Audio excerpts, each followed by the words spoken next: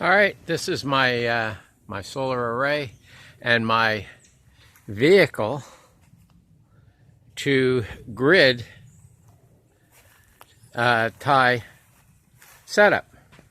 So I'm using the batteries in the pickup truck here to store the energy from the solar panels, and I have this grid tie inverter here, which is pumping the electricity back from the truck and from the solar panels. Right now from the truck, because we're charging the truck. Actually, we're making enough electricity that not only are we feeding the grid 7 amps, and I have him on battery mode for a reason. I'm thinking that this thing, the way it works is when the AC current gets up so high, this thing cuts back when it's on the PV mode for some reason.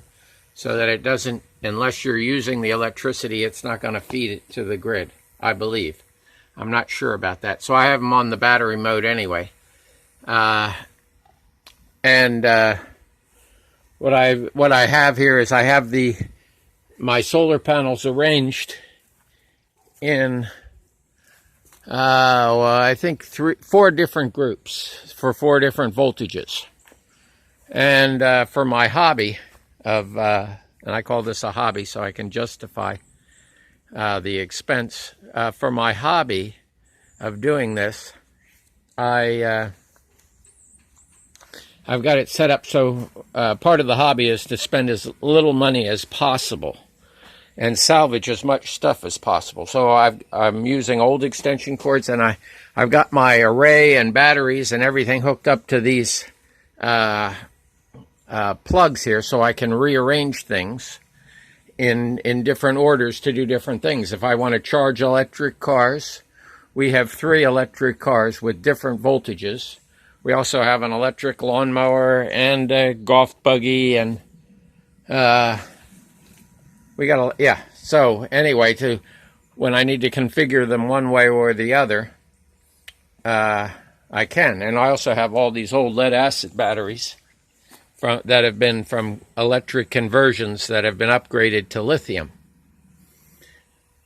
So I got a lot of different possibilities. And my thought, as I've been chugging along here, is to use the outlets because they're easy to combine. They're cheap.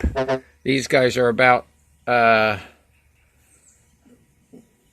cents a piece, and when they get wore out from overheating, it's no big deal.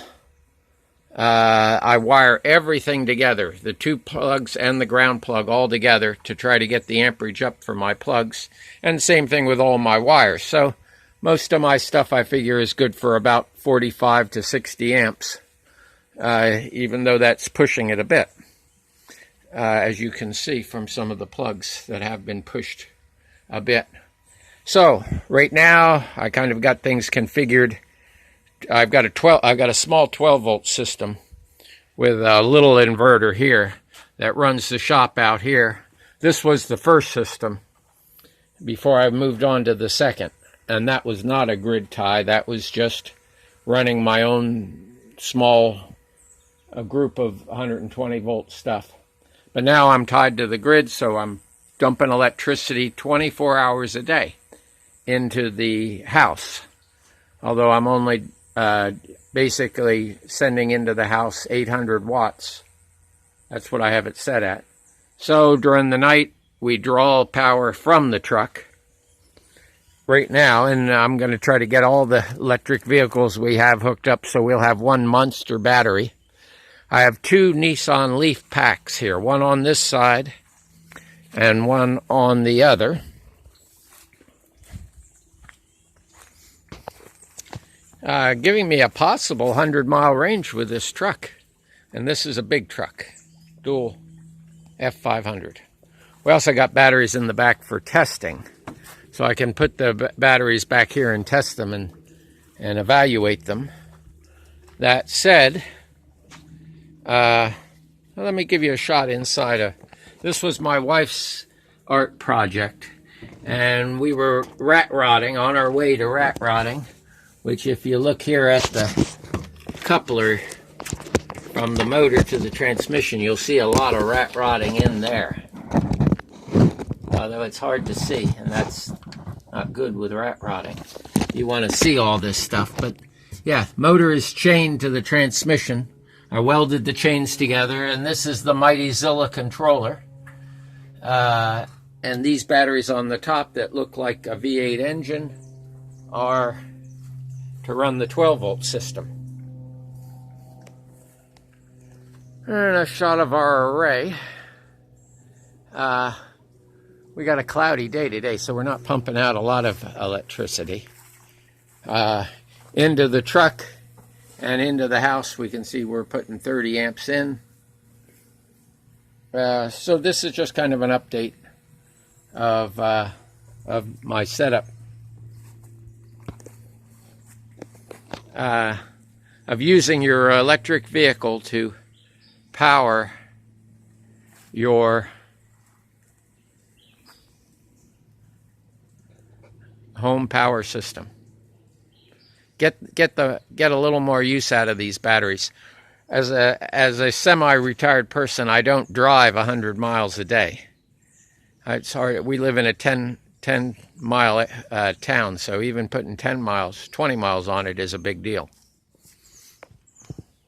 So being able to use those batteries for something else is a good idea. I'm interested in people's comments and ideas and thoughts, maybe ways of improving this. Let me give it a shot of our battery management system. This is called the Intelligent Battery Management System, and I have two of them, one for one side and the other. It'll go to a maximum of 30 cells, and 30 cells turns out to be pretty good. It gives us about 120. See, we're 116 volts. That just happens to be the voltage that grid tie inverter likes.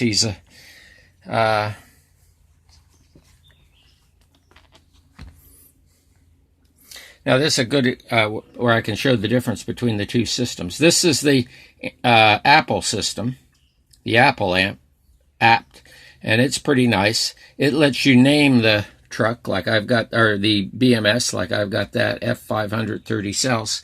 This is the Android, and I have him plugged into the other. And the interesting thing with the Android is that if you click on the screen there, it shows a data log of what the history has been. And you can open that up and see all the different voltage over time, how it's gone up and down. That's the charging off and on and whatnot. The further you open it up, you know, the changes the picture.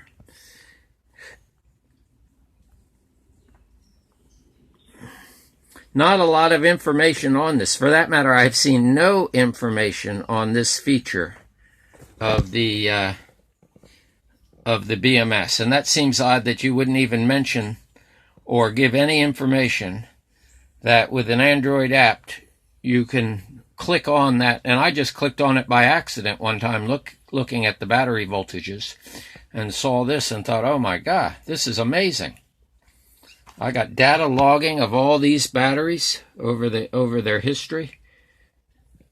It shows not only volts and amps, but also how much current is going in. Let me go back. Now, what I've done on this one is right there we should be seeing how many amps are going in. Or maybe that's this one. Which one is showing the amperage? One of them I'm running through the